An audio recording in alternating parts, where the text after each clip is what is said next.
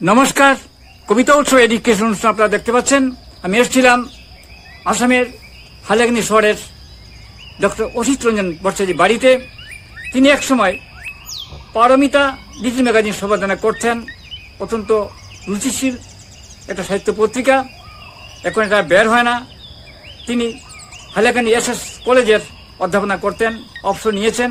ছেলেমেয়েরা প্রতিষ্ঠিত, কলকাতা কখনো যান, কখনো হাইলাকান্দি চলে আসেন এবং এর ফাঁকে ফাঁকে তিনি কবিতা লিখে চলেছেন। তার কবিতার আঙ্গিকে রয়েছে প্রকৃতি, ফুল, পাখি এবং কবিতার যে ঘটনা, যেটা তার যে ঘটনা, সেই ঘটনা এসেছে বারবার অবসর জীবনের নানা কথা, স্মৃতি, তার বাল্য জীবনের কথা এবং সেই অত্যন্ত মুগ্ধকর কবিতা। তার কবিতা পড়তে পড়তে একটা মিষ্টি, একটা ভালো লাগার পরিবেশ মনের ভিতরে ছড়িয়ে পড়ে। বৃষ্টি তার কবিতার আঙ্গিক, তার কবিতার চুড়ি পাখি আছে, নানা কথা আছে। আমি সম্মানিত শ্রদ্ধেয় কবি অসিত রঞ্জন বর্ষাজির কবিতা শুনবো, কিছু কথা শুনবো। আমি স্যারকে কবিতা পড়ার যে আমন্ত্রণ জানাচ্ছি। তার কবিতা বই বেরিয়েছিল বেলাভী শিল্পকলা পরিষদ থেকে, বেলাভী শিল্পকলা পরিষদ থেকে বেরিয়েছিল সময়ে কার্নিশে ভেসে থাকা, দুটি গ্রন্থ ইতিপূর্বে বের হয়েছে। আমি সম্মানিত কবিকে কবিতা পড়ার জন্য আমন্ত্রণ জানাচ্ছি। আপনি পড়ুন স্যার। নমস্কার। কবিতাটার নাম হচ্ছে রিটায়ার্ড। এখন আরো মানুষ চাই, চেনা অচেনা অজানা মানুষ। এখন তার আরো কথা চাই, এখন তার আরো জীবন চাই। এটা কেউ বোঝে না, শুধু বিজ্ঞের মতো ভাবে কদিনই বা বাঁচবেন, ওকে একটু স্বচ্ছন্দ বিহার মঞ্জুর করে দাও।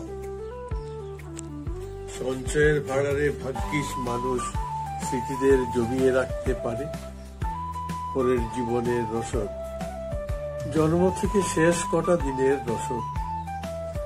এখন তিনি অধীর, হাফ বেঁচে থাকার মতো, ফেলে আসা দিনের পোস্টমর্টেম, স্মৃতি বিস্মৃতির আলো আধারী উদাস হয়ে ভেবে চলে। এখন তিনি মানুষের সঙ্গ চান, অনেক অনেক মানুষের সঙ্গ চান, অন্তরঙ্গ কথা বিনিময়। সময় চলে যায় নির্বিকার, কারো সময় নেই। আপনি পড়তে থাকুন, আমরা আপনার কবিতা আরো শুনতে চাইছি। সময় নেই। দর্শককে জানিয়ে দিচ্ছি তার ইতিমধ্যে একটি কবিতা গ্রন্থ বের হওয়ার পথে। পড়তে থাকুন আপনি। পরের কবিতাটার নাম হচ্ছে তিনি ছিলেন। তিনি ছিলেন, তিনি আছেন। শূন্য রাস্তা, চারদিক শুনশান, রাস্তার পাশে পাহাড় প্রমাণ বর্জ্য, সামনের আকাশে মেঘলা চাঁদ। সব ঠিকঠাক। তিনি ছিলেন বটে, তিনি নেই। কোটি কোটি দিন রাত ভুল হয়, কেউ প্রশ্ন করে না তিনি কোথায়। দোকান বাজার যথারীতি চলে, জল কাদা মাড়িয়ে ভাঙা রাস্তায় নিঃসঙ্গ আমার চলা, স্বল্প দূরে রাজপথের হাতছানি। এখনো রাত গভীর হয়নি, চড়া রাস্তায় ঝকঝকে গাড়িদের বিদ্যুৎ চলা, ওখানে প্রচুর আলো। লোকালয় নয় ঠিক, তবু প্রাণে বল এলো। বল আরো বেশ কিছুদিন পৃথিবীতে উপভোগ করার স্বাদ আহ্লাদ আরো আছে। শেষ পাতে মিষ্টি দইয়ের মতো আমিও বাস্তব, আমি বেঁচে আছি, তিনি নেই। স্মৃতিরা নিষ্ঠুর, কষ্ট দেয়। যারা গেছে কোথায় যে যায়, কষ্টটা বারবার মাথা করে। এখানে আনন্দকার, সব একাকার। আপনি কবিতা যে লিখছেন, কখন থেকে লিখছেন এই কথা বলবেন কি? দর্শক জানতে চাইছে আপনার। আমি তো আরম্ভ করেছিলাম সেই অনেক অনেক আগে, স্কুল জীবনে, স্কুল না কলেজ জীবনে? কলেজ জীবনে যখন আমি প্রথম অধ্যাপনার জীবন শুরু করি, কৈলাসহর কলেজে থাকার সময় তখন আমরা কিছু কবিতা চর্চা করতাম। তারপর হাইলাকান্দি আসার পর আবার শুরু করলাম। আপনি সম্পাদনা করছেন পারমিতা?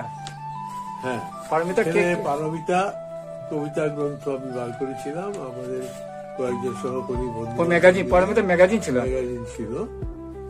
এখানে হাইলাকান্দির অনেক কবি অংশগ্রহণ করেছিলেন, সাথে লেখা দিয়েছিলেন। সেই পারমিতা বেশ কিছু বছর চলেছিল, তারপর নানান কারণে বন্ধ হয়ে যায়। আমি একটু ব্যস্ত হয়ে পড়ি অন্যান্য ব্যাপারে, বিশেষ করে আমি একটু গবেষণার ব্যাপারে মনোনিবেশ করার জন্য ওই পারমিতা কবিতার বইটার বার করতে পারিনি। আপনি লেখাজোখা কিন্তু থেমে থাকেনি, কিছু কিছু এদিক সেদিক লেখা। আপনার প্রবন্ধ তো দেখেছি আমি, অনেক রবীন্দ্র মেলার সংখ্যাতে দেখেছি। হ্যাঁ, রবীন্দ্র মেলা বা অন্যান্য যে সমস্ত ম্যাগাজিন মেলাভূমি থেকে প্রকাশিত কিছু কবিতার বই বা অন্যান্য আরো অনেক কবিতার বই এখান থেকে বেরোয়, হাইলাকান্দি থেকে। সেখানে আমার কিছু কিছু লেখা অলরেডি প্রকাশিত হয়েছে বলতে বলতে বলা চলে যে হয়েছিল, কারণ দীর্ঘদিন থেকে আমি লেখাজোখা করি না, বয়স হয়ে গেছে। কিন্তু আপনি তো এখনো আপনার কবিতা পড়লে একটা প্রাণচাঞ্চল্য জাগে আপনার। আমার খুব পছন্দ কবিতা, গান, এইগুলি, মানে এইগুলো আমার খুবই পছন্দ। আপনি রবীন্দ্রসঙ্গীত গাইতেন তো একসময়? গাইতাম, এবং সঙ্গীতটাই আমার ছিল ফার্স্ট প্রেফারেন্স, প্রথম। কিন্তু নানান কারণে গান শেখা হয়ে ওঠেনি, গান গাওয়া হয়ে ওঠেনি। কিছুটা গান টান গেয়েছি বিভিন্ন কলেজের ফাংশন বা স্থানীয় যে শহরের টাউন হলে বা রবীন্দ্র ভবনে কোনো কোনো সময় কিছু গান টান করেছি, কিন্তু সেইভাবে একেবারে ডিভোটেড কখনোই হতে পারিনি নানান কারণে। গানটাই ভালো করে শিখতে পারিনি, আমার একটা আফসোস এখনো রয়ে গেছে। সত্যিকারের গানটা আমি ঠিক শিখতে পারিনি যেন, তবু গানটা আমার জীবনে তো শিক্ষার শেষ নেই, ভীষণ টানে আমাকে গানটা। বিশেষ করে রবীন্দ্রসঙ্গীত আমার ভীষণ ভীষণ প্রিয়। আমি স্কুল জীবন থেকেই, স্কুলে আমার কিছু সহপাঠী ছিল, ক্লাস 7-8 পড়তাম, তখন কিছু আমি স্টেজে গান করেছিলাম। আমার বন্ধু বান্ধবরা আমাকে উপহার স্বরূপ বেশ কয়েকটা বই দিয়ে দিয়েছিল। আমি তো তখন বুঝতাম না যে কি, কোনটা ভালো গাইছি, কোনটা খারাপ গাইছি, কোনটা রবীন্দ্রসঙ্গীত, কোনটা অন্য সঙ্গীত। যাই হোক, একটা তাগদা ভেতরে ভেতরে সবসময় ছিল, কিন্তু সেরকম চর্চার সুযোগও হয়নি, কেউ আমাকে শেখায়নি, আমার বাড়ির পরিবেশও সেরকম ছিল না। আপনার ছেলেমেয়েরা তৈরি করেছিলেন তো, ছেলেমেয়েরা তো সে তো পরের কথা। মোট কথা, মানে গ্রুপিংটা ঠিক মতো হয়নি, সেটার জন্য আমার তো কিছু করার নেই, আমার হাতও ছিল না। আমি তো ছাত্র, ছোট ছেলে বা বড় ছেলে, বা ধরুন স্কুল জীবন, কলেজ জীবন, বিশ্ববিদ্যালয় জীবন কাটিয়ে এসেছি, কিন্তু ঠিক মানে যে যাকে বলে ইয়ে করা, উৎসর্গিত জীবন, পৃষ্ঠপোষকতা করা, সেরকম ধরনের কোনো পরিবেশ আমি পাইনি, কেউ এগিয়েও আসেনি, সেরকম কিছু হয়নি। তবে মোটামুটি ভাবে একটা কালচারাল পরিবেশে থাকার জন্য সেই ছাত্র জীবন থেকেই অধ্যাপনার জীবনে আমি এটা পেয়েছি। গান বাজনা, সাহিত্য চর্চা, কবিতা, লেখাপড়া, এইসব কিছুর মধ্যেই মানে বেশি ছিলাম, এখনো আছি, যদিও এখনো। আপনার দু এক লাইন পংক্তি গানের গান করে শোনাবেন নাকি এই মুহূর্তে? ফুলা গাড়ায় যদি শোনা যায় বন্ধ হবে না। কবিতা ফাঁকে, কবিতা পড়েনি না, একটা কবিতা পড়ে আপনার গান শুনবে একটু। আচ্ছা, আমি কবিতাটা একটু শেষ করে নিই, করিনি। সিক্ত বসন্ত, কবিতাটার নাম হচ্ছে সিক্ত বসন্ত। ওদিন থেকে বসন্তের অনিয়মিত ঠান্ডা একটা বীজভাব, সবকিছু যেন কাঠামুড়ি দিয়ে অসুস্থ। সকালের বিরল ডোবায় কোথা থেকে চলে আসা পানকৌড়ি আর বুড়ো হাঁস কেবলই দেখে চলে বৃষ্টি দাও, নিঃশব্দ নৈশব্দ সর্বগ্রাস। শুধু বাইকে দুটি ছেলের কথা পাবি না, হৃদয়ের বাকি সন্ধ্যাকে অন্ত দুয়ার এখন খুলে গেছে। বছরের এই সময়টা এবার সত্যিই এসছে, এটা স্থবির সকাল, সকাল দিয়ে শুরু দিন। আজকের রাষ্ট্রপতি পত্রিকার পাতায় কারো কারো নির্মূল প্রতীক্ষা, কারো কারো জীবনে বসন্ত এসে গেছে। দুর্দান্ত দেশের অর্কেস্ট্রার তীব্র শব্দে ভেজা বসন্তকে উচ্চতা দিতে তৈরি গতি। আপনার গানের একটা প্রিয় আমরা শেষ করে নিব। গানের কয়েকটি আমরা শুনবো, মন্দলা হবে না, খোলা গলায় শোনা যাবে।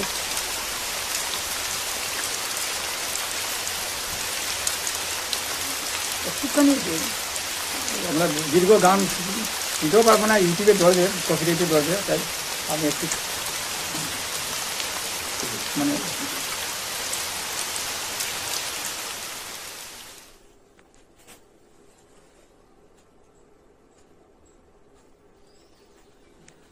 দিনগুলি মোর সোনার খাঁচায় রইল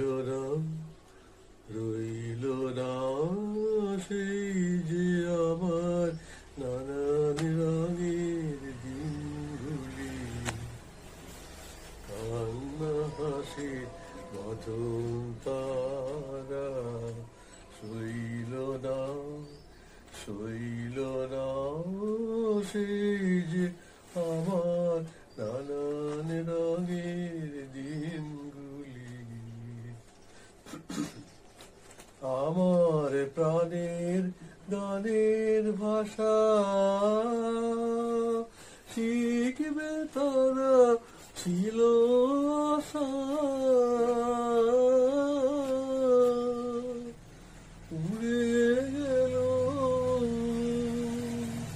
সকল কথা, কইল না সেই যে আমার নানান রঙের দিনগুলি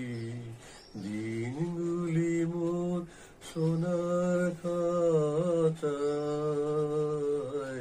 রইল না সেই যে আমার নানান রঙের দিনগুলি। সকল দেখি যেন তারা কবে আসে ফিরে আমার ভাঙা খাঁচার চারপাশে, সেই যে আমার নানান রঙের দিনগুলি।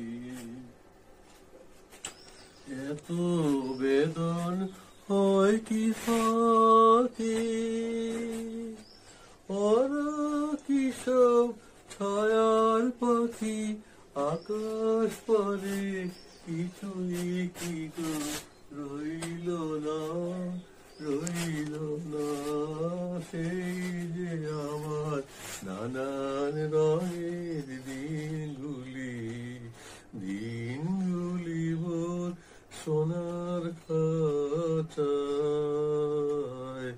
রইল না সেই যে আমার নানান রঙের দিনগুলি। নমস্কার, আমরা অনুষ্ঠান এখন শেষ করতে যাচ্ছি। আমরা খুব ভালো লাগলো স্যারের সঙ্গে এই আলোকপাত অনুষ্ঠান। আমরা তার ব্যস্ততম জীবনের ভিতরে একটুখানি সময় আমরা কেটে নিলাম। আমি আমার দিদিমণিকে দেখাচ্ছি, উনি না হলে তিনি কবিতা লিখতে পারতেন না। তাদের সুস্বাস্থ্য কামনা করছি, তাদের শ্রীবৃদ্ধি কামনা করছি। আমরা কবিতা উৎসব এদিকে অনুষ্ঠান শুনুন, দেখুন, আমাদের পাশে থাকুন। প্রকৌশলগত ত্রুটি থাকা সত্ত্বেও দেশে বিদেশে হাজার হাজার দর্শক অনুষ্ঠান দেখে থাকেন। আপনারা দেখুন, দেখতে থাকুন, ভালো লাগবেই। কবিতা হলো সুস্থ হয়ে বেঁচে থাকার অক্সিজেন। দেখতে থাকুন, ভালো লাগবেই। নমস্কার।